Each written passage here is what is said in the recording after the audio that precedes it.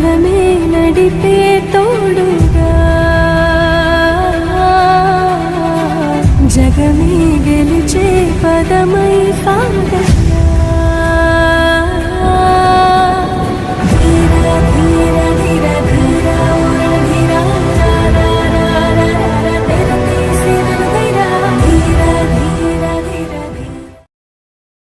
नमस्कार मित्रांनो, जय हिंद, जय शिवराय. मी चेतन घरत, युवा सामाजिक कार्यकर्ता नायगाव पूर्व तसेच आम्ही नायगावकर संस्थेचा अध्यक्ष. आज आम्ही घेतल्या संस्थेच्या फॉलोअपनुसार नायगाव पूर्वमध्ये कामं चालू आहेत. तुम्ही बघत असाल PWDला मागे आम्ही फॉलोअप घेतला, स्टेशन टू बापाण्यापर्यंतचा रस्ता आपण घेतला, नंतर वामन डाबा टू तिवरी घेतला, संपूर्ण गवतही काढली, फक्त स्टेशनचं गवत काढायचं बाकी आहे.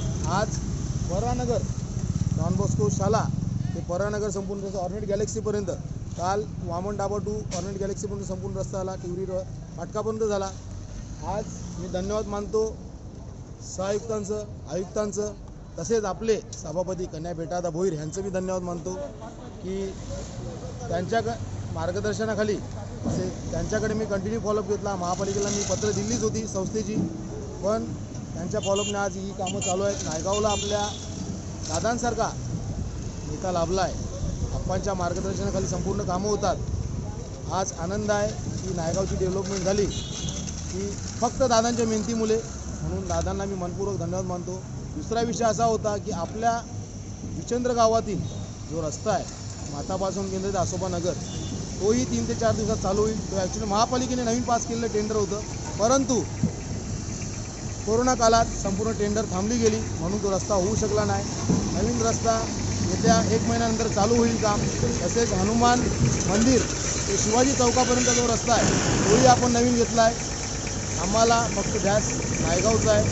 मला हेच बोलायचं आहे की सध्या मी आयुक्तांना काल कदम साहेबांना मी स्वतः पत्र दिलं की सध्या आम्हाला डागडुजी करून द्या, तर उद्या ते परवापासून किंवा 2 ते 3 दिवसांतर त्याची डागडुजी चालू होईल रस्त्याची, मातापासून केंद्र ते आसोबानगरपर्यंत, व तसेच हनुमान मंदिर ते शिवाजी चौक या रस्त्याची पण होईल सोबत.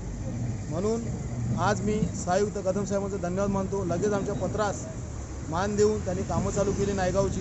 आम्हाला आमच्या संस्थेला एकच ध्यास नायगावचा, आणि हा ध्यास आयुष्यभर राहील. जय हिंद, जय शिवराय.